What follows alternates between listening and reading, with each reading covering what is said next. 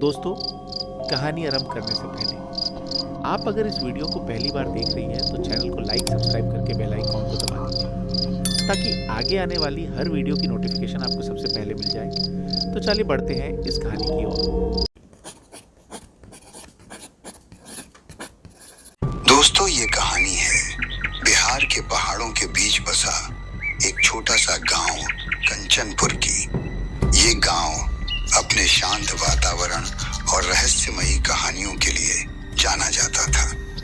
गांव के बाहर एक पुरानी हवेली थी जिसे गांव वाले शापित हवेली कहते थे। कहा जाता था कि वहां एक आत्मा रहती है जो हर पूर्णिमा की रात किसी का इंतजार करती है, लेकिन किसका ये कोई नहीं जानता था। सिया, एक युवा लड़की, हाल ही में अपने ननिहाल कंचनपुर आई थी। उसे भूत प्रेत की बातों में कोई दिलचस्पी नहीं थी। वह एक पढ़ाकू लड़की थी जिसे प्रकृति और अकेलेपन से प्रेम था। अक्सर वह जंगल के किनारे बैठकर किताबें पढ़ा करती थी। एक दिन वह अपनी किताबों में खोई जंगल में बहुत दूर निकल गई। अंधेरा होने लगा और तभी उसे एक धीमी सी गुनगुनाहट सुनाई दी, एक बेहद भावुक और दर्द भरा गीत। उत्सुकतावश वह उस आवाज का पीछा करने लगी और चलते चलते वो अचानक खुद को शापित हवेली के सामने पाया। हवेली वीरान थी, मगर उस गीत की आवाज भीतर से आ रही थी। तब सिया डरते डरते हवेली के भीतर झांका तो उसने देखा एक युवक सफेद धोती कुर्ते में पुराने जमाने के अंदाज में बैठा था और गीत गा रहा था। उसकी आंखों में गहरा दुहक था। तभी सिया ने पूछा, तुम कौन हो? तभी वो युवक ने मुस्कुराते हुए कहा, मैं आरव हूँ और मैं शायद तुम्हारा ही इंतजार कर रहा था। सिया ये बात सुनने के बाद डर तो गई, पर आरव की आंखों में कुछ ऐसा था जो उसे खींच लाया। वह लौटने की बजाय वहीं रुक गई। आरव की बातें, उसका व्यवहार, उसकी उदासी, सब कुछ सिया को आकर्षित करने लगा।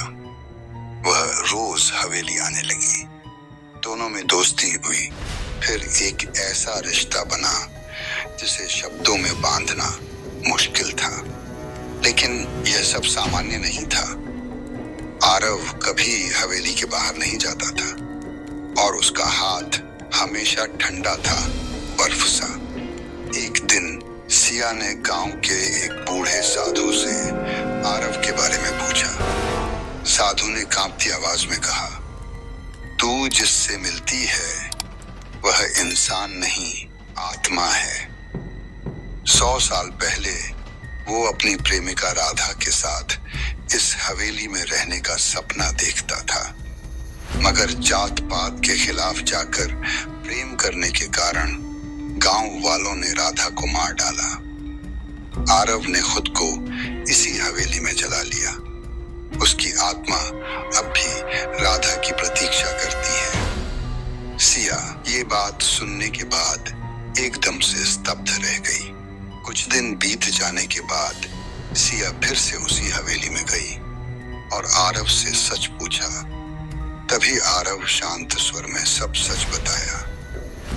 आरव ने कहा, जब तुम पहली बार हवेली आई थी मुझे लगा राधा लौट आई है। तुम्हारी आंखें, तुम्हारा बोलना, सब कुछ वैसा ही था। मैं तुमसे प्रेम नहीं करना चाहता था, लेकिन दिल कब मानता ही नहीं और मैं तुमसे प्रेम करने लगा। ये सभी बात सुनने के बाद सिया के मन में हलचल मच गई।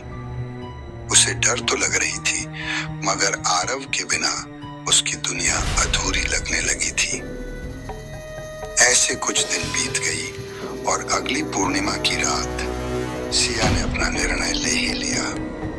वह हवेली में पहुंची और आरव को बोली, मैं तुम्हें छोड़कर नहीं जी पाऊंगी। ये सुनकर आरव ने खुश हो गई और बोला, तुम मुझे इस जीवन में नहीं मिल सकते तो क्या हुआ, उस पार तो मिल सकते हैं ना। तभी हवेली में एक तेज चीख गूंजी, फिर अजीब सी शांति हवेली के पास सिया की किताबें, दुपट्टा और एक पुराना संगीत यंत्र पाया, लेकिन सिया कहीं नहीं थी। लोग कहते हैं अब हवेली से हर पूर्णिमा की रात दो आत्माओं की गुनगुनाहट सुनाई देती है। हवा में एक मीठी सी उदासी तैरती है, जैसे दो अधूरी रूहें अब पूरी हो गई हों। दोस्तों कहते हैं ना, अगर आपका प्यार सच्चा हो तो वो मिल ही जाता है, किसी की ही रूप में क्यों ना, जैसे आरब को राधा के रूप में सिया मिल गई। तो दोस्तों, इस वीडियो में बस इतना ही। मैं आपका दोस्त दीपक जल्द ही मिलता हूँ फिर एक नई कहानी के साथ। तब तक आप अपना और अपनों का ख्याल रखें।